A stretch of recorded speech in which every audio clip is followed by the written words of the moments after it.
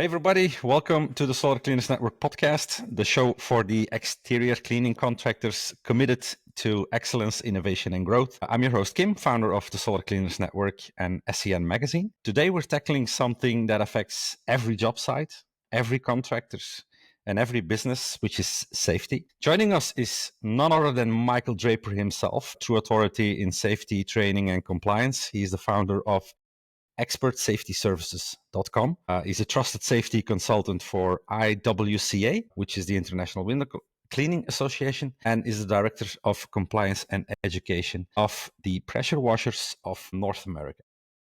If you want to stay in business and out of the hospital, this episode is for you. Michael, welcome to the show. Hey, thank you so much. Thanks for having me, Kim. I appreciate being on. And yeah, just one little thing. The PWNA is the Power Washers of North America, not pressure. And we always just like to make that because with that, they understand, sometimes they're not using pressure. And there's certain applications and substrates you can't use pressure, but there's always power involved in some way. So anyway, it's the Power Washers of North America. But thanks for having me on. I really appreciate it. Obviously, it's a topic that's near and dear to my heart. And so I just really appreciate you helping keep the awareness out there. Great. Yeah, a lot has happened the past few weeks, but before we dive into that, just take us back to the beginning. How did you get in the world of safety and compliance within this industry? Yeah, I started off as a contractor. I started a window cleaning, pressure washing company, kind of like everybody else does. We're cleaning substrates of some sort. I started in the window cleaning industry when I was 16. A friend of mine, his father owned a window cleaning company, and we worked for him during the summer months in high school. And then oftentimes on the weekends when we were in school, he didn't care much about residential work, and so his son and myself, we would go do residential work on the weekends. And then when we both graduated, we both worked for him for a period of time. He eventually left his father and went about 120 miles to the north and started his own company. I went with him and I worked with him for a while. And then, the cleaning business wasn't in my aspirations at that point in time. It wasn't what I was going to do. I went off and did a lot of other things. But in year 2000, I came back to the cleaning industry, started my own company in Bloomington, Illinois. And we started with windows because that's what I knew. But then we kind of went into everything that, just like we all do, there's a demand that need to clean. And so, we pressure washed, we did some carpet cleaning and other things. And we built that. And in 2014, I had an offer for sale. So I sold that company. And we did pretty well. We were one of the largest companies in Central Illinois. We did everything from the high-rise window cleaning to, like I say, route work, just everything cleaning-wise, exterior building contractor, really. And we sold. And then I didn't know what I was going to do with my life, really. I had obviously been involved with the IWCA and the safety of that for a while, and bounced around, did a couple things in the interim, but it was kind of OSHA is really what kind of drove, and my success with expert safety services. I'll take some credit for it for just being who I am, but the timing of it was really good because OSHA, unbeknownst to anybody, was going to revamp their general industry standard, and they did so and released it in 2017. And when they did, we had just kind of come on the scene as expert safety services, and this thing drops in our lap. And it's like, not only did they mention window cleaning and they mentioned cleaners and they put them all under this thing, and who's going to train it? And so a couple of the orgs they were trying to have training programs and that, but we wanted to go a lot wider than what the orgs were willing to train and things like that. And so that's where we got in. And it's just it's evolved from there just because of need. I mean, we have customers that we consult with or we're doing training with, and they would have a need. I remember very early on, we were doing trainings and we were talking about JHAs, job hazard analysis, or sometimes referred to as JSAs. And we would do the training and we would talk about JHAs, and you could just tell if you're training in front of people, you can tell if they're getting it or they're not. And they weren't getting it. People weren't getting it. Their eyes were glossing over.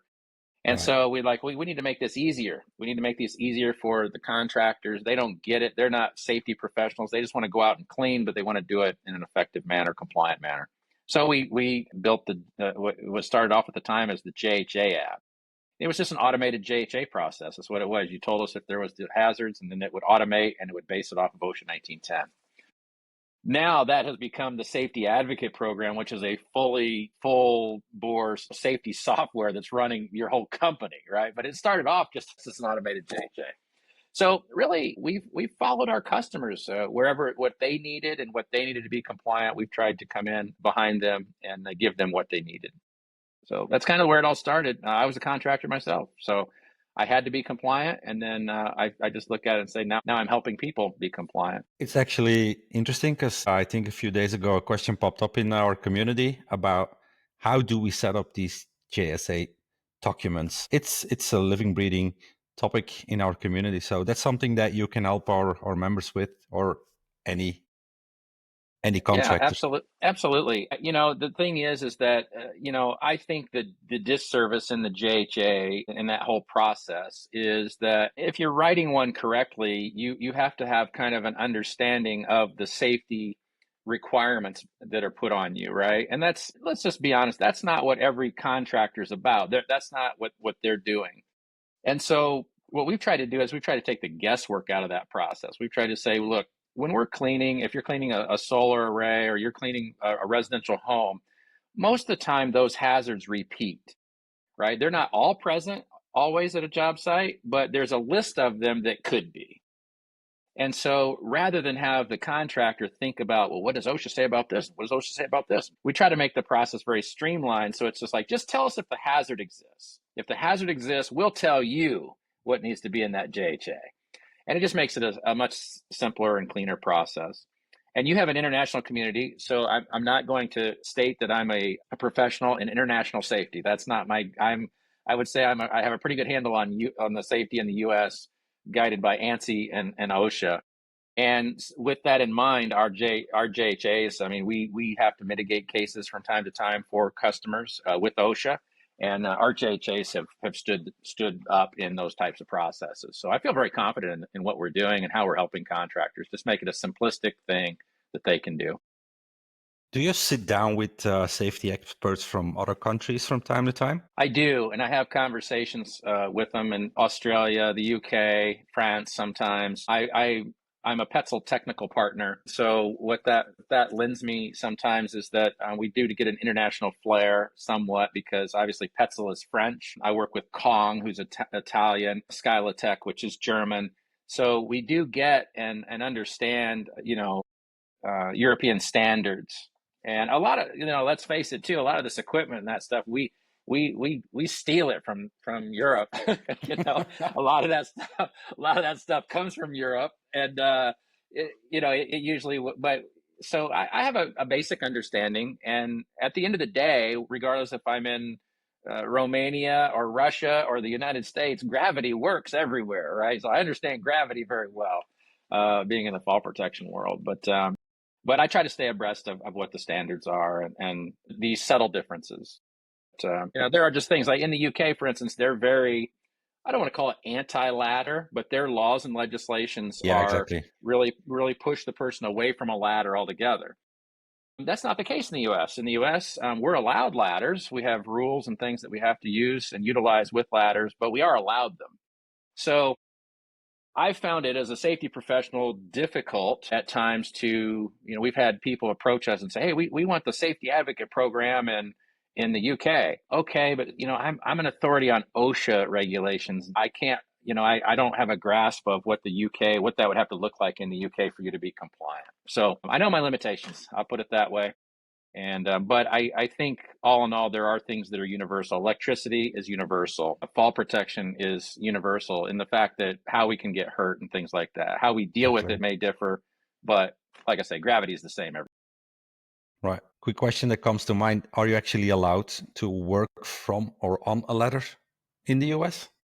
We are, You yes, are. Okay. we are. So there's a whole doctrine in the general industry standard and also the construction industry standard. So we call it 1910 as general industry, 1926 as construction industry. In both of those, you are allowed to work from a ladder, but there's criteria, right, that have to be met. But we're allowed. We actually allowed some exemptions OSHA will basically state this does not apply to a mobile ladder. So yeah, I've had this conversation a lot with my friends in the UK, and they're like, no, we don't do that, or we'll always use a cherry picker, or we always do this. And I'm like, well, we're allowed to use ladders here, so it doesn't it doesn't matter. So yeah, so there's some differences. There certainly are some differences. Yeah. When it comes to safety, where do you see most contractors go wrong when it comes to safety today? Yeah, it's planning. It's always planning. And this is the approach that I take. And one of the things that I just caution, specifically the solar industry on, is we always try to base our trainings on looking at the site and then making smart decisions on what are the risks. It really is the JHA process. What are the risks? What are the things that are there, and then really following hierarchy of control. So where I always take pause is, and it's the same way for fall protection as well, is we just kind of defer sometimes to PPE. Well, there's a fall hazard, and so wear your harness. There's an electrical hazard on the solar, so wear your gloves and boots. And that really, man, when you look at safety and the theories of safety and using hierarchy of control, PPE is at the very bottom of that triangle, very bottom. And so, the problem with PPE is something has to happen in order for it to work. What I like to do is let's make it so something doesn't happen. And those are two different thought processes, right? Because we've seen residentially, for instance, I'll give you an example with fall protection. If you don't know how to calculate fall distances, you could very well be in a harness. And I've witnessed this on a residence where somebody falls off the roof, they are in a harness, and they hit the ground because they didn't know about their rope stretch. They didn't have enough distance from the attachment point over the gutter down to the ground. Their rope stretches, their harness stretches, their shock absorber opens up, and there's not enough Oh distance yeah, there. yeah. So to say, well, let's just put the guy in a harness. There's a fall there, put him in a harness. Man, you really didn't think that thing all the way through. And the same thing could happen with solar, right? I mean, I know, and believe me, I'm not anti-PPE. So please don't hear what I'm not saying. But when we say, hey, you're going to use a water fed pole on a solar on a residence, and so you should wear your boots and your gloves. Okay, I'm for that. But you know what? If that glove has a hole in it, it ain't going to matter, right? So the PPE is the weakest link. And so I think that's where most contractors fail is we divert to PPE because that's the easiest. We think harness safety, gloves safety, but there's a whole thought process that really needs to be taking place before we ever decide if PPE is what we're going to use. Have you seen some critical changes the past decade when it comes to OSHA and industry regulations, and then specifically to solar and solar cleaning? Yes, and we're seeing specifically, I'll talk about, the rope world first. I mean, in the US, the rope world has been a bit of the Wild Wild West. I actually think Europe and some of the organizations like SPRAT and IRATA have done a really nice job of bringing the standards up. And in the US, window cleaners using traditional RDS methods and things like that, they are now moving in that direction. So we just see there's nothing more gratifying than because as a safety guy, you're never popular, right? Contractors hate you. They don't want to listen to your mouth talking to you. But, I was a contractor. I'm in the contractor camp, but when you start to see an industry start to move, and we have in rope access and RDS, it's really gratifying. With solar's interesting because the rules for operating on an electrified circuit or unit or whatever are all there. The very big thing that's different is that in the US, and again, I'm not going to speak to European standards here, but in the US, the criteria for safety when something is electrified is that we're going to go to a lockout tagout procedure. I mean, that's what OSHA would expect, right? We're going to go to lockout tagout. And the only people that are looking to be working live would be if you were doing some sort of troubleshooting where it had to be live in order to troubleshoot the problem. Other than that, you're supposed to isolate the energy. So solar gets interesting because it's like, wait a minute. First of all, I don't think we want the I'm not saying there's no cleaners out there that should be doing it, but I don't know that we want the average cleaner performing lockout tagout on a solar array, Right. right? Yeah. So I get it, but so then we've made the decision with solar then is that we're working on a live system. So I think the changes coming to the solar safety are forthcoming. I think you are going to see, specifically here in the US, you're going to see a greater regulation of solar. And there's already those out there that are championing it. I'm already hearing things from the electrical unions and stuff like this. They want jurisdiction over that work. They don't want a cleaner just making decisions out there on these panels. Of course. Yeah. So, and I'm going to leave that for the jury to decide who's qualified and who's not. But it just is different. It's a concept that's a little foreign under the OSHA guidelines, because like, wait a minute, we're supposed to lock out, tag out, and isolate energy, but you're saying we're not going to isolate energy. We're going to go ahead and work on it live. And oh, by the way, it's not even an electrical contractor that's working on it. It's a solar cleaner with a water fed pole. Yeah, So I can see the it's a little difficulties. wild. It's a little wild. Yes.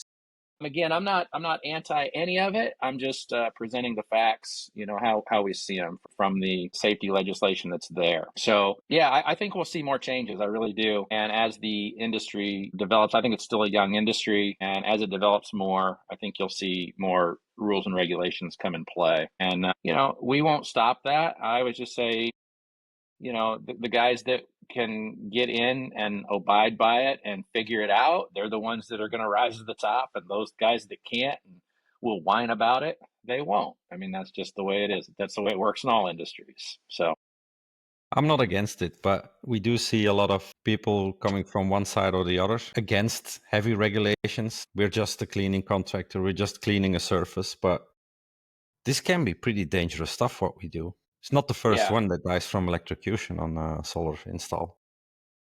Yeah, no, it is real. And the one that we seen, in the third world country where the solar cleaner died, and you can always look The back one and in say, well, India, it I wasn't. guess. Yeah. Yeah, it wasn't grounded, or it wasn't this, or it wasn't that. Oh, okay, all of that is valid. Nonetheless, when these insurance companies and OSHA, all that, when they make these rules and regulations, they're going to look for case studies, right? And they won't always be a case study here in the US. It'll be case studies wherever they can find them to see, okay, what should be the perceived safety protocols in place because of the case studies that they've looked at. And so, yeah, I'm not for more regulation, believe me. When I look at 1910, it's almost 600 pages of regulation. I'm not for more. I think the regulations are there. That I think everything is there that we need to govern us in the solar industry. But I just think we have to think things through and not just take, you know, just take the necessary precautions to be safe. I'm also pro contractor. I want contractors to go out and make as much money as they can. I just want them to be safe, and I want them to go home. And I'll tell you, Kim, something that drives me on this, because, and I'll be the first to admit, I'm not the most knowledgeable solar cleaner out there. All right, I'm a safety guy. I understand site safety very well, but there's a lot of guys out there that clean and have more knowledge on the cleaning process. But the reason that I'm passionate about it, first of all, my customers have drugged me into this, and that's why I'm here. Otherwise, I didn't necessarily care about solar, but a lot of our customers went there. The second thing is that I was around in the window cleaning industry. I've been around the window cleaning industry for now 35 some years. And I was involved in the industry when we were very pro advocates of getting people off of ladders in the name of safety and giving them a water fed pole. And so you can you can see it in the US. Everything went to water fed pole, water fed pole, water fed pole, water fed pole. But as an industry, we did nothing to warn them about electrical hazards. And to this day, right now, I mean, the last several years in the United States, we've lost 3 to 4 window cleaners for electrical strikes from a water fed pole. No. And what I don't want, and why I'm being very passionate about the solar side of this, is I don't want to have something come on so fast like WaterFed did with window cleaning, and people not be educated. At the end of the day, everybody's adult. If we tell you there's an electrical hazard and you go out and clean it and you say, I don't care if there was, I'm going to do it, and you get zapped, well, that's your problem. But as an industry, we have a responsibility to at least make the warning, to let's send the warning call out there. Because I ultimately don't want to see what happened in India. I don't want one of those cases in the United States. I really don't. I want an educated cleaning contractor industry that understands the hazards and plans appropriately for them so that we don't have death. I genuinely care about life. I don't want people dying. I hate that. And I see enough of it in the rope world and also with water fed poles. I just don't want any more with solar at all. Yeah.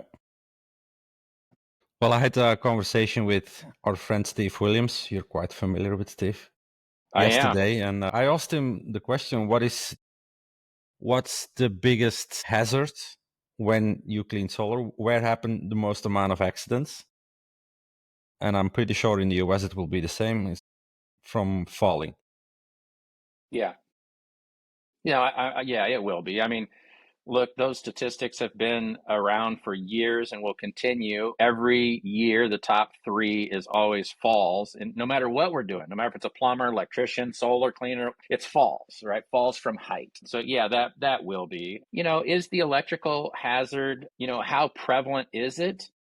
I think most arrays that are being put up in the US at this point in time, I think are relatively safe, but there is the hazard there, right? It's not the install process that I worry about even.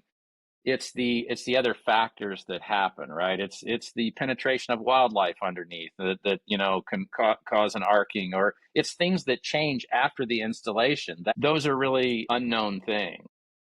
And in your network, I had a conversation, kind of a back and forth with Ryan, and even some of the other cleaners. And they're like, "We're aware of these hazards," and I understand that in the network of solar cleaners, there are very professional individuals that really know their stuff. Like yourself, Kim. But I don't speak to that guy necessarily. I mean, I do. I help those guys. Where I really am speaking and where I think we have to sound the warning is at the lowest denominator. So, unfortunately, and the guys that are really experienced, like you guys, like yourself, that are really actually solar cleaners, and you just eat and breathe that industry. What you have is you have these, I call them the water people. It's the water people that are adding solar on to their current business, right? It's the window Okay. cleaners, pressure washers, all these contractors that are adding it on, and they don't have a clue that there's the hazard. And so, we can argue for days they shouldn't even be doing it. They shouldn't do it. Well, they are doing. So I have to sound that alarm as a safety professional down to the lowest common denominator, so that people understand that hazard is out there. And that's the unfortunate piece. I mean, I say the same thing with high-rise window cleaning. I mean, there's guys out there that are very professional, that know how to rig and know how to do things, but we have to sound the alarm down here, because unfortunately they're coming into the business, they do it. And so yeah, but anyway. So tell us a bit about your role of expert safety services. What kind of training do you provide within that business? Yeah. So we recently just opened a training center here in Illinois, and we've been very successful at. We definitely are. We're rope guys for sure. I mean, I came from the high rise window cleaning industry, and so rope is one of the primary things that we teach. We also I own another company besides Expert Safety Services called Expert Summit Anchors. We're involved with the certification and the compliantary pieces of the fall protection anchors that are on buildings. So we get involved with the installs, we certify them, we have engineers that we work with, and then we also do annual inspections for those. So that's another class that we teach, is competent person. I'm a Petzl PPE competent person as well as part of their technical a technical partner for them. What that means is that they've analyzed all of my trainings, and Petzl says he's good. So but it's a pretty they come out, they visit you, they go through your curriculum, they make sure that what you're saying is what it is. And that, so we also do residential rooftop, which is a fall protection program on residences. And that's really tailored to it could be tailored to solar guys, it could be tailored to string light hangers, it could be to residential window cleaners, whatever the case may be. We just built a really cool solar array, and it's in the training center. And our goal with that is to not necessarily teach training techniques, but we've got it set up to where the class is going to basically warn people and talk about what are the individual hazards, what are things to look for on the array when you're analyzing how are we going to go about this cleaning process, what are we going to do. We've got it set up where we've got multiple hazards. It's not a perfect system, it's a jacked up system. Right, So we've right, got right. panels that are broke, we've got wires that are messed up, we've got snakes in places, we've got all these things that could be problems or problematic. And so the finale of that class is to have the contractor, after they've been told everything to look for, is to create a JHA. And so they're gonna look at this work site. So we have two different work sites that we can do and visit on that. And so one of them is here, ours, and we've got one very close to us that we can go out to that is a working system. But I like the system that we built because we didn't build a perfect system. We built a jacked up system, and you're gonna have to identify the jacked upness of it, right? And Hey, so but it's easy to look at a that's perfect an amazing system. idea. Yeah. Yeah, it's easy to look at a perfect system and go out and say, "Yep, okay, this is what it looks like when it's installed." Well, we don't care about that. We care about what is it going to look like, 5 years from now when the pigeons are underneath it and this is going on and there's grass that's 3 foot tall and or you're out in Arizona and there's rattlesnakes and all these different things. And so we're excited about that class. And again, my job is not to take anything away from professional cleaners. I am definitely pro contractor. There's better cleaners than me out there, but I just want to take that lowest denominator and show them, hey, here's the hazard that you're going to deal with if you're going to be in this business, and please act responsibly, because these guys, these guys that are coming in, the water people, so to speak, they're going to affect you pro contractors. They're going to affect your insurance. They're going to affect your safety clauses, your work comp, all of that. So it's better to get them, since they're coming in anyway, it's better to get them trained up safety wise so that they know what the heck they're doing and don't affect everything up on the top. So Awesome, a solar, awesome. and then we'll offer some other classes. Our training center at this point is we're offering it to other orgs. So the PW&A, Power Washers of North America, they're going to be offering some classes at our training center. And so there's opportunities to use the training center for other areas where I'm not the instructor. So I'm getting older, Kim, so I'm trying to get to the point where I'm not training every class. I've got a few years left in me, but I definitely recognize where I'm at in the stream of time. Do you miss being a contractor? No, all the as I still work with contractors all the time because I work consultant for them and we work with them all the time. And man, the thing I hear over and over and over again everywhere is just the issues with employees, and that's the piece I don't miss. I feel like we had when we sold our company, I think we had 16 guys in our busy season. We're in a cold weather state, so it would fluctuate a little bit, but I just felt like at times I was a professional babysitter. That's what I did. And as I understand it and see it now, it's gotten worse. I mean, all the drama that everybody's got, and all the stuff that's all coming into work and stuff. So that piece of it, not a minute of it do I miss. I do like the thing I always loved was, but I still get this a little bit with our anchor company, and that I miss there was a great deal of satisfaction for me going out, helping people resolve a problem, and then going out and executing that and really be rewarded for that. And so you could call it the hunt and the kill or whatever the case may be, but I do miss some of that. It was fun to go out and I'd see a job that was 8 stories or whatever, and I'm like, I wonder who's doing that. I want to get in that bid process. And you'd get in and you'd work it and then you'd finally get it. That was fun. And I still enjoy that with our anchor company a little bit. Are you one of those guys that tell your wife when you drive past the building that you've cleaned, look at that, I cleaned that? Are you one of those? I used to. Yeah, I used to. She's so sick of all that. She does. Yeah. It was funny. We were at a rooftop restaurant not too long ago, and I looked over, and she's like, "What are you doing?" I said, "I'm just looking to see if they got any anchors down. I want to see if they got any anchors."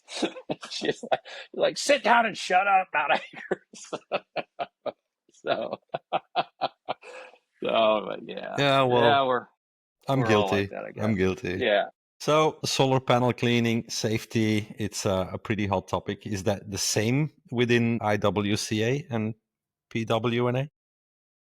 Yeah, no, it is. And it is because those are the contractors, that's the water people. You know, it's the window cleaners or the exterior cleaning contractors that are specifically, a lot of the high-rise window cleaning companies. They're getting up on these big roofs in the U.S. They're renting that space, right, for solar. And so even sometimes that solar is in their way, right? They're putting these solar rooftop units and stuff like that around their anchors and everything else. So now it becomes a hazard, and they might not even be cleaning it. But it's like, hey, you're working around this. You're running your ropes through it, all these things. So, I mean, they may even be creating hazards for the cleaner, right? Because they're kicking the things around or running the ropes through and messing with it. So definitely, it is a hot topic, and because good, bad, or indifferent, because they have a water-fed pole, they feel like they're solar cleaners. And so, yeah, but the nice thing, the cohesive message with it is, since we are working so hard to get them to understand the electrical hazards, of not solar necessarily, but electrical hazards in general, it's pretty easy topic to say, hey, by the way, we're telling you about electrical hazards over here with high power lines and all this stuff, but guess what? It exists on solar too. And they're like, oh yeah, I never thought of that. So it's maybe not as hard to, because the messaging is so strong right now on the electrical hazards with a water fed pole period, the solar just kind of fits that narrative. But I just tell people all the time, so look, solar is a little different. And just because you're cleaning other substrates, it doesn't mean you're a solar cleaner. Please get some training. Please understand what you're working on.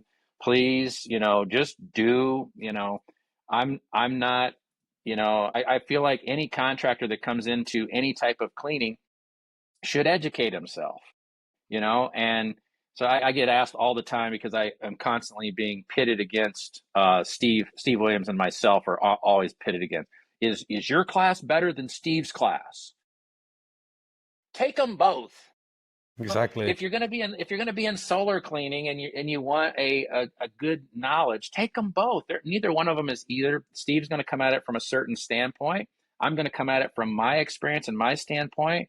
And I'll bet you, if you take them both, and if you take some others that are out there too, you're just going to come away as a well-rounded contractor. So don't narrow yourself to one training or one type of training or whatever. Get all of it and be a And professional. it's Be a not a professional in your cost, it's trade. an investment.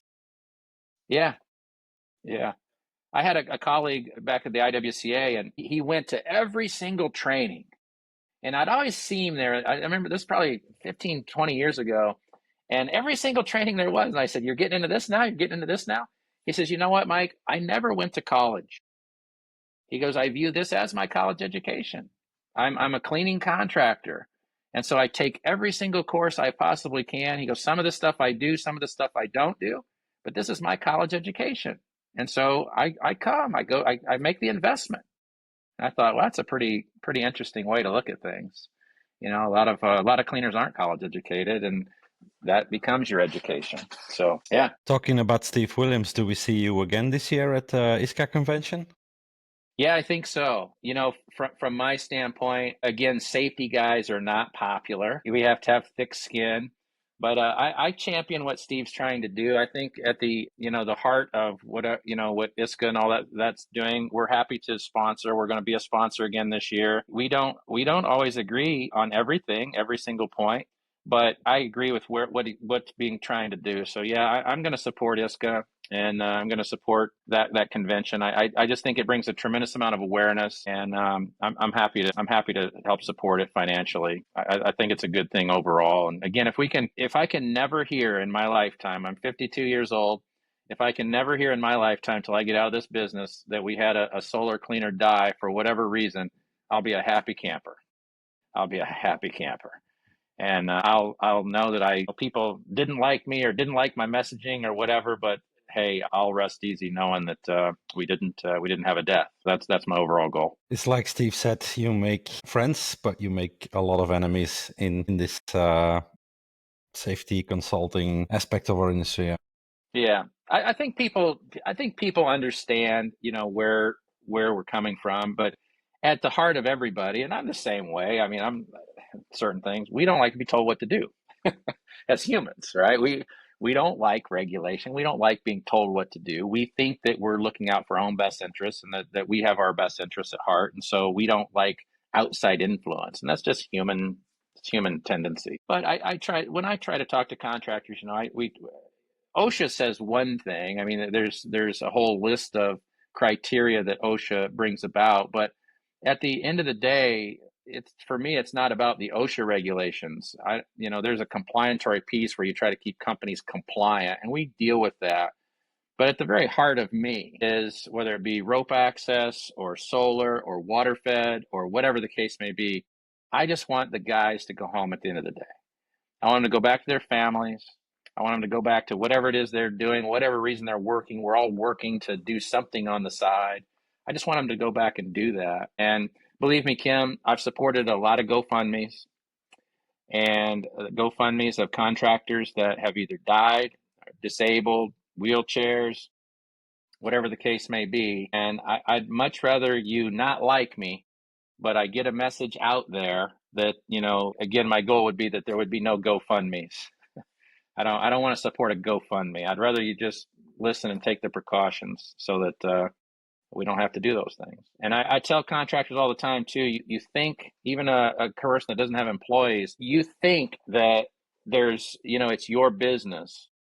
But I tell you, I've consoled a lot of wives and had, again, GoFundMe to a lot of families, that the impact that makes to have someone die or seriously injured, the income being cut back, not wondering how are they going to pay the bills next month because there's not this influx of income anymore. I tell you, man, you just can't. That's the piece of it that drives me. I don't care what you think of me, man. I've sat there and consoled the wife, and I've sat there and been through the agony that all of those accidents cause. And so I'm going to scream as loud as I can to try and make sure that doesn't happen again. And you should. Yeah. Before we wrap up, what would a simple change be that any contractor can make to make it home safe this week? If you could give one tip of advice, or a few, but yeah. Well, I'm going to beat the drum of JHA. So stop in your sales process. Why not include the hazards of the job in your sales process? So you're going out to look at the job anyway, or you're satelliting in, or some way you're figuring out the cost to doing that. Is the cost, have you factored in the hazards of the job site? Is that a part of your estimate? Because, I'll hear people say all the time, well, to set up a fall protection system, that takes more time, and I have it bid at this. Well, that was your problem. You should have in the bid figured out that you were going to have to set up fall protection, right? You probably bid it too cheap. So look at safety, not from a standpoint of what am I going to do when I get there, but let's look at safety from the initial sales process. And then I'll give you, be more proactive. And I'll give a little sales tip here too. I mean, I'm a business guy and I'm all about driving revenues. And the guys that really figure safety out, they end up having to sell safety, because to a degree, you're right. You're going to have a little more time maybe to do things the right way. But I'll tell you, if I'm a contractor, I don't care what we're selling, solar, high-rise window cleaning, whatever. If I'm going head up with you, Kim, and we're talking to the investors of a solar array, and I say, hey guys, by the way, here's our bid package. Here's what's going on. And I included in that bid package for you guys a JHA. I don't know if you guys are familiar with that, but that's a job hazard analysis. And the reason I've included that is because there are inherent hazards that go along with the job that we're doing. We're going to show you how we're going to deal with those, how we're going to mitigate those hazards. And also those hazards and the mitigation of those are reflected in our cost. And I always brought this up when I was selling. I'd say, make sure, I'm sure you're getting 3 bids. Make sure my competitors let you know how to mitigate what these hazards and what they're going to do to mitigate them as well. Now, if you come behind me, Kim, and you're not prepared for that conversation with the investors, oh no, game over. I'm going to win. I'm going to win. Happened quite a few times with me in a good way. Yeah. So taking that approach, and then really, I'm all for just being the professional that you are, and sell that professionalism all the way through. But let's be proactive. Let's don't just think PPE. And I say that, but there is a reason that PPE becomes the default, and I understand why. The residential cleaners, for instance, they mitigate fall hazard with water fed, and so they're going to stay on the ground. So they're not going to do a proper array inspection at all. They're just going to stay on the ground, throw water up there, and brush it, right? Well, if that's the case, since you're not going to get up there, you don't know anything about the panel, then yeah, you probably better defer to PPE because you haven't done any other diligence, on the matter, because you've decided to mitigate the fall hazard, which is the main hazard, right? You've mitigated that with water-fed poles, so you default to PPE. So I get it. I get why we get there, but it's like, let's just take some extra thought processes, right? Is there ways that we could be more safe and really think these things through and then lay it out and make sure that everybody understands? That's the other thing. We'll see a lot of guys like yourself, maybe you're really educated, but you send a guy out to do the work and you didn't tell him what the plan was, or you didn't warn him about the hazards. And that's the other place. The powerful thing of a JHA is now you're not only, you recognize the hazards, but you're conveying those hazards out to your team as well, so that they understand how to mitigate them and mitigate them properly. So if I had to beat one drum today, man, it's JHA all the way, right? JHA. Job hazard analysis, JHA, JHA, JHA. So Good point. Good point. Yeah. Michael, we all thank you within the network for everything you do for us. It's not the most glorified task, so to speak, but thank you for everything that you do. Thank you for dropping your knowledge and reminding us that safety is the foundation where you build a business on, and it shouldn't be an afterthought. So before we wrap up, where can the listeners and the viewers go to learn more about your JHA and your trainings? Yeah, so our trainings, we kind of have it all separated, two different companies at this point, but expertsafetyservices.com is our training arm, and where we have our training events and the classes and upcoming things that are going on. There's other resources there as well. And then expertsafetyadvocate.com, expertsafetyadvocate.com, that's our automated safety program. And for the contractors that do have, if you have a couple, 2-3 employees, that's probably where you start really seeing the benefits of the advocate program, because we've got your weekly safety meetings covered. We've got your safety manual covered under that. We've got all of your site safety forms and automation and all that stuff taken care of into that, automated JHA system in that, pre-work inspections for lifts and ladders and fall protection equipment. Just your whole safety program can be run into that. So, but either one of those sites, you'll get to me, and then feel free. I mean, I'm on the network. Hit me up. I'm always willing to share information. If you have a site or a question or something like that, please just consider me a resource. Love to help anybody out that's really trying to make strides towards a safer work environment. And maybe we can do a live if a lot of questions pop up. We can go live in the Facebook community. So, yeah, great. Well, that wraps up another high impact episode of the Solar Cleaners Network podcast. Thank you, Mike. And remember, safe work is smart work. Catch you next time.